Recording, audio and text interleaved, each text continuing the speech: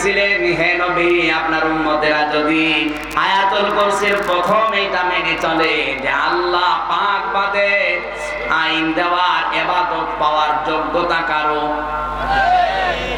এটা যদি আপনি শুধু মুখে উচ্চারণ করে শেষ করে দেন, হবে? আরো জোরে বলেন, হবে? এখন থেকে আপনাকে কাজে লাগা লাগবে। 2 নম্বরে আল্লাহর ক্ষমতা হচ্ছে আল হাই, তিনি চিরস্থায়ী। আল কাইয়ুম, তিনি চিরঞ্জীব, তার কোনো মরণ। আরো জোরে বলেন। এই পৃথিবীতে অন্য যত দেবতা আছে তারা কিন্তু এই কথা বলতে পারে না যে আমাদের দেবতাগুলো আল হাই, বলতে পারবে না। কারণ আজ পূজা করছে, কালকেই ভেঙে ফেলে। এই কথা বলে না কেন? এটা আমাদের যিনি মালিক ওই রকম নাকি? 2 বছর পূজা করলাম, অর্চনা করলাম, ইবাদত করলাম, এখন আর চলে না, এখন ডুবিয়ে ফেলে আর একটা আল্লাহ আছে। সুতরাং আমাদের মালিক যিনি, আল্লাহর ক্ষমতা এই, তিনি চিরঞ্জীব, আল হাই, আল কাইয়ুম। 3 নম্বরে তিনি চিরস্থায়ী। 4 নম্বরে তার ক্ষমতা হচ্ছে লা তাখুযুহু সিনাতু ওয়ালা নাওম। আল্লাহ পাক বলেন, আমি আল্লাহর তন্দ্রা নেই, ঘুম নেই, ঘুমের ভাব পর্যন্ত আমি আল্লাহর আসে না। এই ক্ষমতা পৃথিবীর আর কারো, বলেন না কেন? ঘুম আসে না এমন কোন সত্তা আছে? ঘুম যদি না আসে, জিমানি আসে, জিমানি না আসলে তন্দ্রা আসে। কিন্তু আমার আল্লাহ বলেন লা তাখুযুহু সিনাতু ওয়ালা নাওম, আমার তো ঘুম নেই, তন্দ্রাও নেই যে আমি জিমাবো, জিমানিও নেই। জোরে বলেন আল্লাহু আকবার। এই ক্ষমতা কি বিশ্বাস করবেন আপনি? যে আল্লাহ পাক ঘুমান না, ঘুমের তন্দ্রা পর্যন্ত আসে না। সুতরাং সব সময় তার দৃষ্টি আমার উপরে। বলেন, এটা যদি কোনো মানুষ বিশ্বাস করতে পারে, সে কোনো দিন কারো বিরুদ্ধে ষড়যন্ত্র করতে পারে। এইটাই তো আয়াতুল কুরসি।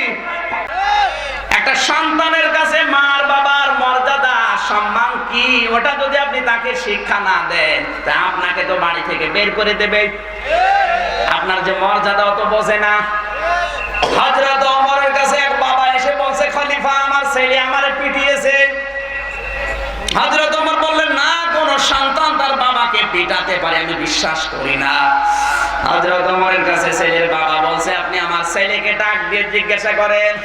ছেলেকে যখন ডাক দিয়ে জিজ্ঞাসা করে, তোমার বাবাকে তুমি পিটিয়েছো কেন? ছেলেটা বলে, খলিফা, আমার বাবাকে আমি মারিনি। তাহলে তোমার বাবা বলে কেন?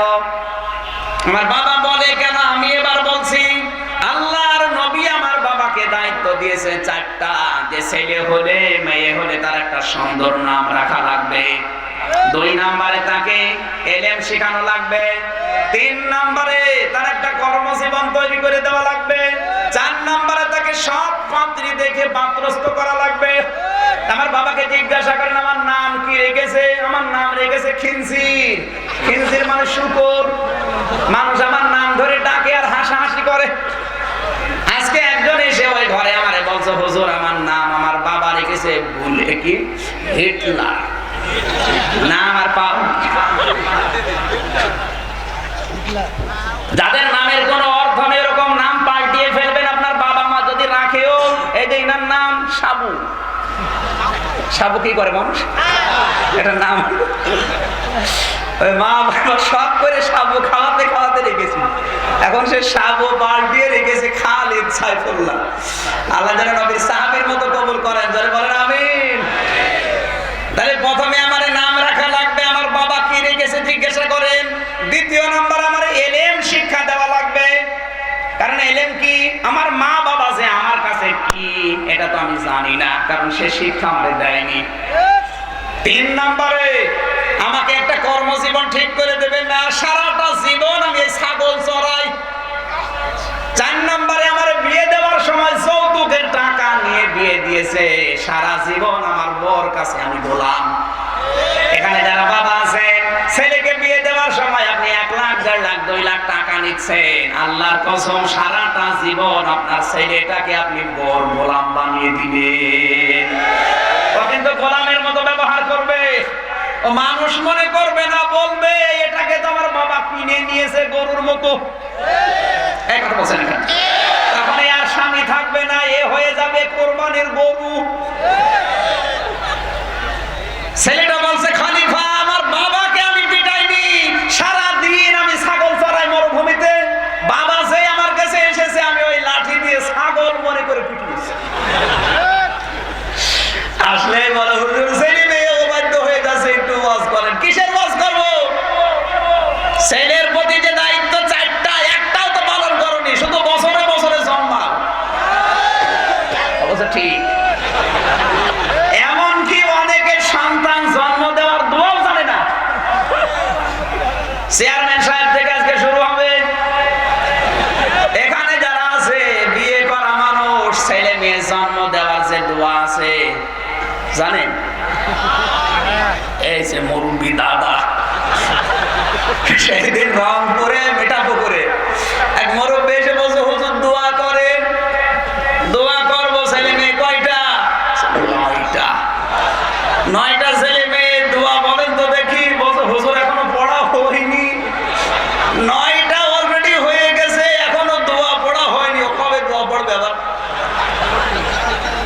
এই সভাপতিরা জিজ্ঞাসা করেন তো, ছেলে মেয়ে কয়টা? ছেলে মেয়ে নেই, কারণ দোয়া পড়িনি। সন্তান জন্ম দেওয়ার দোয়া পর্যন্ত জানে না, আর বিয়ের জন্য লাফায়। এই বিয়ে করেননি কারা? হাত তোলে তো, এক হাতই তোলো। তোমার দোয়া আগে মুখস্থ আছে কিনা দেখি। আলহামদুলিল্লাহ ভাই, এদের বিয়ে হচ্ছে না, দোয়া মুখস্থ নেই, তাই না? সন্তান আপনার কাছে কি, এটা অনেক সন্তান আজ বাংলাদেশে জানে না, কারণ তাকে সেই শিক্ষা দেওয়া হয়নি। এই জন্য মা বাবাকে বিয়ের পরে আলাদা করে দেয়, অথবা বৃদ্ধাশ্রমে রেখে আসে, অথবা মারধর করে। এই কথা বলে না কেন? আজকেও দেখলাম ব্যাপারে একটা ছেলে তার মা আর বাবাকে জবাই করে ফেলেছে। আবার টাকা পায়নি, এই জন্য। এই দোষ শুধু ওই ছেলেটার না, আপনি ছেলেকে তো ওই শিক্ষা দেননি যে আপনি তার কাছে কি, আপনি যে বড় পীর তার কাছে সে তো জানে না। কথা বলেন না কেন? এই জন্য এই দেশের হাজার হাজার মানুষ আজ ভুল ভাবে ইসলাম বুঝে এই ঝিনাইদহ থেকে চলে যাচ্ছে ওই চট্টগ্রাম। বরিশালের কথা আমি বলবো না, মরে গেল। চলে যাচ্ছে চট্টগ্রাম, সিলেটে, অথচ জীবনের টাকা পয়সা মানুষ খরচ করবে কোথায়? এই থিওরি দিয়েছেন আল্লাহ নিজে। কে? আল্লাহ বলেন, ফালিল ওয়ালিদাইনি ওয়াল আকরাবিন। প্রথম নম্বরে মানুষ যেন জীবনের টাকা পয়সা খরচ করে তার মার বাবার জন্য। কার জন্য? আরো জোরে।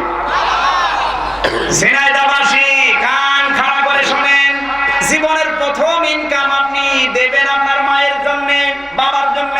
আর আপনি এখান থেকে একবারে চলে যাচ্ছেন সিলেটে, আপনার জীবনও কবুল হবে না। মা বাবার অবাধ্য সন্তান কখন হয়, এই পয়েন্ট থেকে পর্যন্ত আসলাম। সন্তানের কোনো দোষ আমার দৃষ্টিতে ধরা পড়ে না, দোষ হচ্ছে এই মা আর বাবা। কারণ তাকে এই শিক্ষাগুলো না দেওয়ার কারণে সে তো জানে না যে আমার মা বাবা আমার কাছে কি। আল্লাহর পরে স্থান সন্তানের কাছে কার, এটা সে জানে না। এই জন্য আলাদা করে দেয়, এই জন্য খাবার দেয় না, এই জন্য খরচ করে না, এই জন্য বৃদ্ধাশ্রমে রেখে আসে। আল্লাহ আমাদের সন্তানগুলোকে শিক্ষা দিয়ে তাদের কাছ থেকে হক আদায় করার তৌফিক দিন। জোরে বলেন আমিন।